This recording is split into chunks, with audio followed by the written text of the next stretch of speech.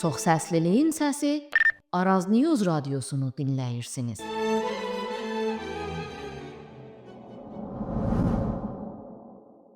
Şiəliyin 3 düşüncə tərzi. Şiə məzhəbinin tarixinə baxdığımız zaman 3 xalqın əsas rol oynadığını görürük. Türklər, Farslar və Ərəblər. Mənşələri ayrı olan bu 3 xalqın mənsubları tarixin fərqli dönəmlərində fərqli səbəblərdən dolayı və fərqli zehni şərtlərdə bu məzhəbə yönəlmiş olsalar da, ancaq bugün Şiəlik adına bir ortaq məxrəcləri var. Şiənin tarixi gəlişim sürəcində Ərəblər, Türklər və Farslar toplum olaraq etkili olublar. Doğal olaraq da bu tarixi sürəc içində hər birinin dil, mədəniyyət, örf, adət və yaşam tərzləri öz təsirini buraxıb. Günümüzdə Şiəliyin davranış və yaşantı tərzinə baxdığımız zaman hər 3 xalqın da izlərini görmək mümkündür. Bunun yanı sıra bir gerçək var ki, bu 3 xalq qarşılıqlı etkiləşim ilə yanaşı, bir də hər biri öz coğrafiyası, mədəniyyəti, yaşam tərzi və hətta siyasi hesablarına görə öz yorumunu və məsələyə baxış tərzini ortaya çıxardıbdır. Bu tarixdə də belə olub, günümüzdə də belədir. Bunun tarixdə 2 bariz örneği var. Birincisi, Xorasan və Fars bölgələrində yaşayan Tacik dillilərin Ərəb Şiəliyini alıb, öz mədəniyyət və düşüncə sistemləri ilə qarışdıraraq Şubiyyə hərəkətində bir vəsilə kimi istifadə etmələridir. Ərəb qarşıtı bir hərəkət olan Şubiyyə özünə məxsus bir Şiə yorumu ortaya çıxardı və o yorum zamanla klasik Fars milliyyətçiliyinin xidmətində olan bir vasitəyə çevrildi. İkinci örnek isə Ərəb Şiə din xadimlərinin Türklərin qızılbaşlıq inancını dəyişdirərək öz anlayışlarına görə yeni bir Şiəlik yorumu ortaya çıxarmaqlarıdır. Gerçi ortaya çıxan bu Şiəlikdə Türk və Fars örf adətlərinin də müəyyən dərəcə təsiri olmuşdur. Yalnız bu Şiəlik təməldə Lübnanın Cəbəl Amil bölgəsindən bizim coğrafiyamıza gəlmişdir. Günümüzdə bütün dinlər və məzhəblərin olduğu kimi Şiəlik də bir məzhəb və inanc olmaqla bərabər bir jeopolitik güc ünsurudur. Şiəlik Orta Doğuda önəmli bir güc strukturudur. Tarixdə olduğu kimi bugün də 3 xalq Şiə jeopolitiyində aparıcı rol oynayırlar. Türklər, Farslar və Ərəblər. Siyasi sınırlar insani sınırlarla örtüşməsə də hər xalqı təmsil edən öz dövləti və dövlətin öz rəsmi dili var. Azərbaycan dövləti Türkləri, İran dövləti Farsları və Ərəq dövləti Ərəbləri təmsil edir. Azərbaycan türklərinin əksəriyyəti Azərbaycan dövlətinin yox, İran dövlətinin vətəndaşı olsalar da, onların mənəvi və mədəni təmsilcisi İran yox, Azərbaycan dövlətidir. Necə ki, son aylardakı gəlişmələr də bunun açıq sübutu olmuşdur. Bu durum Sovetlərin dağılmasından və Saddamın yıxılmasından sonra ortaya çıxdı. Ondan öncə Şiə türklərin və Şiə ərəblərin iradələrini və çıxarlarının təmsil edəcək dövlətlər yox idi. O dövrdə İran Şiəliyin tək siyasi iradə təmsilcisi sayılırdı. Amma artıq bu durum dəyişib. Farslar bunu sevməsələr də artıq Azərbaycan və Ərəq dövlətləri bu təkəli İranın əlindən alıblar. Günümüzdə Azərbaycan, İran və Ərəqdəki Şiəliyin bir-biri ilə inanc və hətta siyasi bağları olsa da, amma görürük ki, hər birinin öz jeopolitik baxışı və məsələyə yanaşma tərzi var. Əslində, bu məsələ olduqca təbiidir.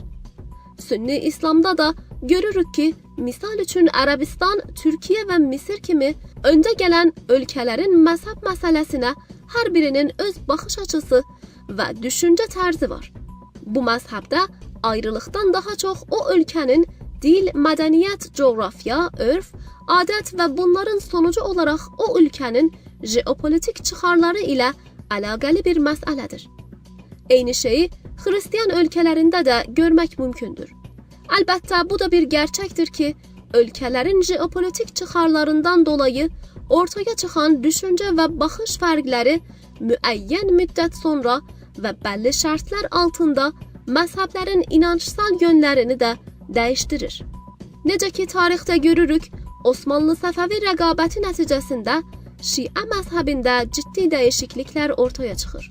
Bu dəyişiklikləri inançsal, ictimai və coğrafi müstəvilərdə görmək mümkündür. Bənzər şəkildə Xristianlığın protestant məzhəbi də Rönesans sonrası Avropanın siyasi və ictimai çalxantıları nəticəsində ortaya çıxmışdır. Nəticə etibarilə bugün 3 dövləti 3 əsas Şiə xalqı təmsil edir. Azərbaycan türkləri, İran farsları və Ərəq ərəbləri. Bir neçə il öncəyə qədər İranın dövləti bütün Şiələrin vəkil və vəsiyi kimi davranırdı. Amma artıq bu durumun yavaş-yavaş dəyişdiyini görürük. Əskidən bəri bir şəkildə Tehrandakı Şiə yönətiminə özünü bağlı bilən Nəcəf Elmiyə hövzəsi artıq görürük ki, İranın yox, Ərəqin dövlət maraqları nöqteyi nəzərindən çıxış edir. İranın pulu ilə varlığını sürdürən paramilitar qrupları bir kənara qoysaq, aydın görünür ki, Ərəqdəki müstəqil Şiə axımlar Ərəqin daxili işlərinə qarışmaması üçün İrana çağrılar verir. Yaxud görürük ki, Bağdad, Bəsrə, Kərbəla və Nəcəf kimi əsas Şiə şəhərlərində İranın müdaxilələrinə qarşı böyük xalq etirazları oldu. Yəni xalq səviyyəsində, siyasi axımlar səviyyəsində, hökumət səviyyəsində, eləcə də Nəcəf Elmiyə hövzəsində artıq İranın müdaxilələrinə qarşı çıxılır. Bunların hamısı göstərir ki, Ərəqdəki ərəblərin Şiəlikdən öz yorumları var. Onlar Şiə olmaqla bərabər öz maraqlarına sahiblər və onu İrandan ayrı tuturlar. Onun üçün də artıq Ərəqdəki xalq və dövlət iradəsi İran qarşısında dirənir. Bu nöqtədə önəmli konu budur ki, artıq Qum və Nəcəf Elmiyə hövzələri də siyasi müstəvi də bir-birindən fərqli davranırlar. Bugün Qum hövzəsi Fars mədəniyyətinin baskın olub, Fars dövlətçilik maraqlarına üstünlük verən bir hövzə ikən, Nəcəf Ərəb mədəniyyətinin baskın olduğu və Ərəq dövlətçilik maraqlarına üstünlük verən bir hövzədir. Eyni şeyi fərqli səviyyədə Azərbaycan üçün də söyləmək mümkündür. Uzun zamandan bəri işarətləri ortaya çıxan bu xüsus, 2-ci Qarabağ savaşında Şiə Fars toplumu öz maraqları adına Şiə türkləri yox, Xristian erməniləri dəstəklədi. Şiə Fars dövləti isə ancaq savaşda varağın döndüyünü gördükdən sonra və İranın türk vətəndaşlarının baskısı təhlükəli hal aldıqdan sonra sözdə Azərbaycanı dəstəkləmək zorunda qaldı. Yalnız əməldə Ermənistanı dəstəkləməyə yenə davam etdi. Şiə Fars din adamlarının Şiə türklərə dəstəyi isə cılız bir sözlü dəstəkdən ötəyə keçmədi və əməldə heç bir dəstək görülmədi. Qarşı tərəfdən isə Azərbaycan toplumu həm quzeydə, həm güneydə Qarabağın İslam kimliyinə sıxı-sıxıya sarıldı və ona sahib çıxdı. Bunun tək anlamı budur ki, Şiə türklərə, Şiə farsların milli maraqları üst-üstə düşmür. Elə ki, Azərbaycanın vətən müharibəsində belə Fars toplumu bu nöqteyi nəzərdən çıxış edərək Şiə düşmənlərini dəstəkləyir. Yəni, Ərəqdə yaşanan prosesin bənzəri Azərbaycanda da yaşanır. Artıq rahatca deyə bilərik ki, 3 əsas Şiə xalqın hər birinin öz milli maraqları var və hər biri ona görə davranır.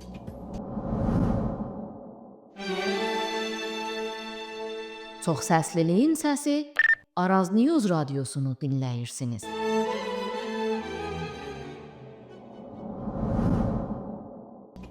Bir öncəki bölümdə qeyd etdik ki, türklər, farslar və ərəblər 3 əsas xalq olaraq Şiəliyin tarixi gəlişmə sürəcində rol oynayıblar və oluşturduqları ortaq məxrəc ilə yanaşı hər biri zaman içində özünə məxsus jeopolitik baxış açısı gəlişdiribdir.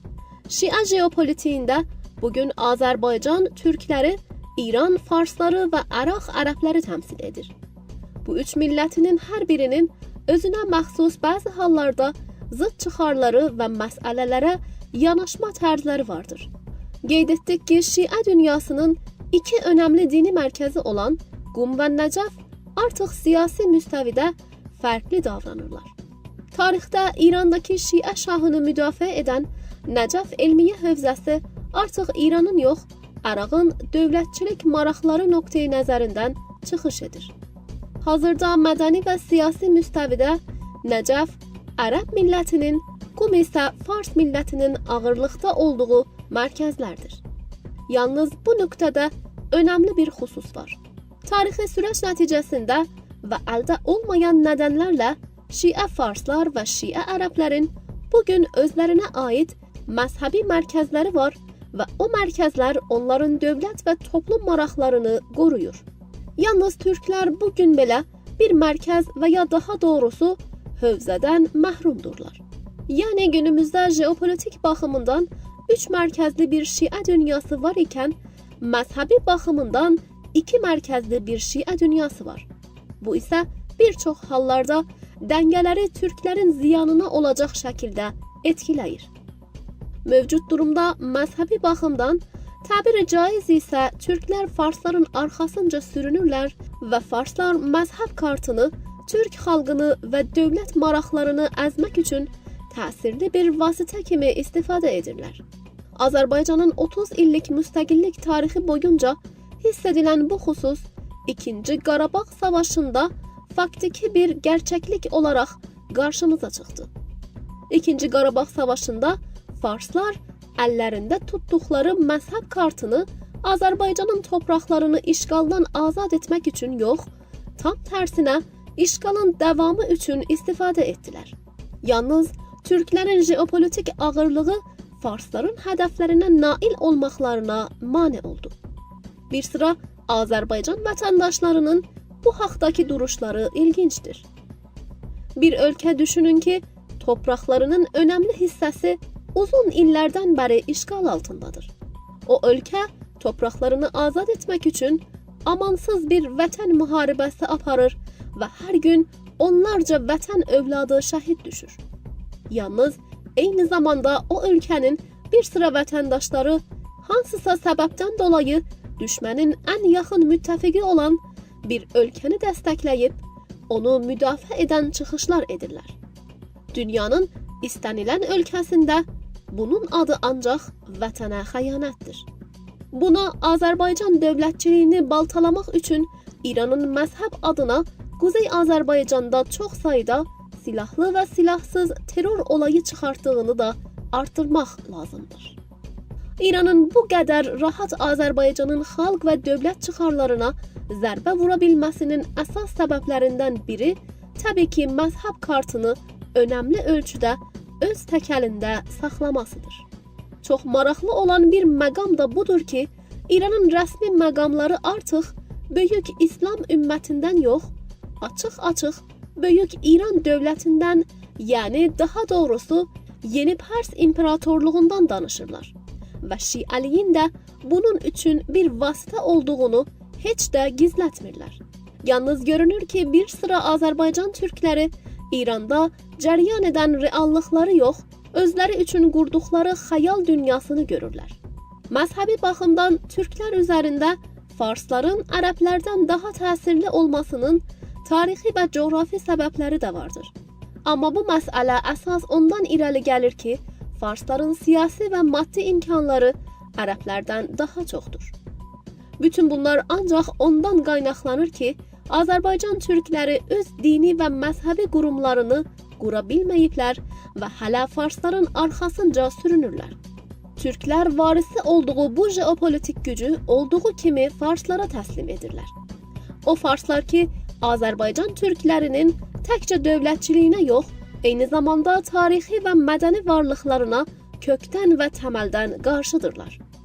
Bu durumda Azərbaycan türklüyünün özünə məxsus dini və məzhəbi qurumunu qurmaqdan başqa yolu varmı? Tarixdə bunun örnəkləri var.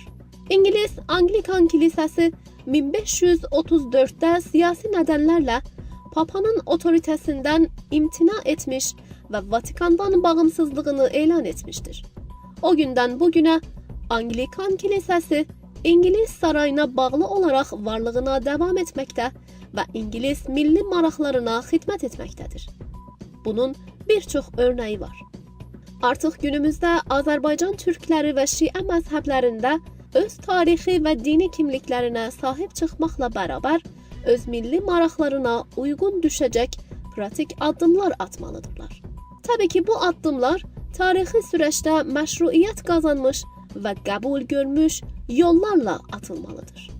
Hər dinin və məzhəbin özünə məxsus tarixi quruluşu və proseduru vardır. Görüləcək hər bir tədbir tarixi quruluş qaydalarına uyğun olmazsa, məşruiyyət zəminini itirər. Artıq fars və ərəb Şiə alimi dini və məzhəbinə xidmət etməklə bərabər öz xalqı və dövlətinin maraqlarını da qoruyur. Türk Şiə alimi niyə bunu etməməlidir? Bunun üçün o alim öncəliklə öz dili və mədəniyyətinə, eləcə də öz milli maraqlarına uyğun bir təhsil almalıdır. Bunun mənəvi və maddi imkanını yaratmaq isə Azərbaycan ictimaiyyatı və dövlətçiliyinin görəvidir. Əslində bu durum Şiə məzhəbinin öz tarixi məcrasına qayıtması açısından da önəmli bir addımdır.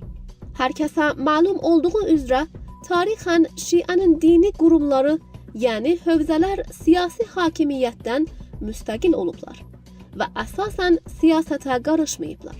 Yalnız Səfəvi hakimiyyətindən bu yana hər zaman Şiə şahı hövzələrə özəl önəm verib onları təltif edibdir. Yalnız 1979 inqilabı ilə gedişat tamamən dəyişdi. Bir qism Şiə din xadimləri siyasi hakimiyyəti ələ keçirib və din xadimi olmaqdan daha çox dövlət ərkanı oldular. Bu quruluş əsasında da vilayət-i fəqih qavramı yanlış yorumlanıb bambaşqa bir məcraya götürüldü. O zamana qədər fəqihin vilayəti yetim, miskin və səfih üçün keçərli idi. Zamanın əsas Şiə mərcələri olan Ayətullah Xoyi və Ayətullah Şəriət Mədari də bu görüşdə idilər. Yalnız prosedur dışı Ayətullahlığa gələn Xumeyni bu qavramı dəyişdirərək ondan bir siyasi diktatorluq çıxartdı. Qurulmuş olan dini hakimiyyətin zamanla ortaya çıxan nailiyyətsizliyi Şiə məzhəbinin ümumi vəchini ciddi mənada pozdu.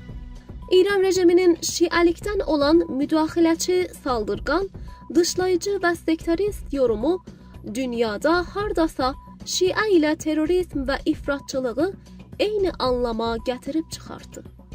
Son zamanlarda isə İran dövlətini əhatə edən Fars elitası Şiəçiliyi açıq şəkildə Fars milliyyətçiliyi və Fars yayılmaçılığının bir vasitəsi halına gətiribdir. Bütün bunların nəticəsində Şiə məzhəbi bəlkə də tarixin ən gərgin və qırılgan dönəmini yaşamaqdadır.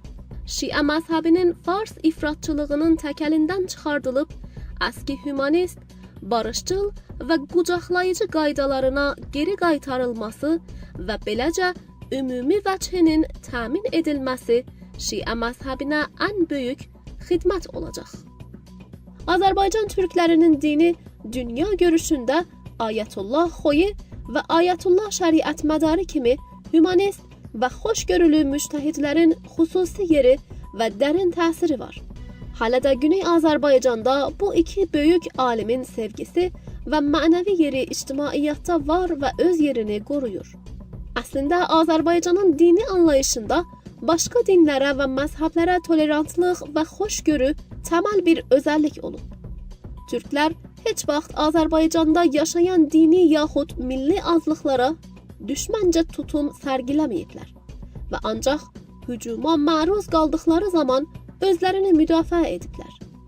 Bəlkə də elə ona görə bugün görürük ki, Qarabağın azadlıq hərəkatında iştirak edən Şiə və Sünni əskərlər çiyin-çiyinə namaz qılırlar və kimsə də onu qəribə qarşılamır. Azərbaycan türklərinin öz tarixi örf adətlərinə uyğun olan tolerant və hümanist məzhəb anlayışına sahib çıxmaqları ümumilikdə Şiəliyin də öz əslinə qayıtması üçün böyük addım olacaq.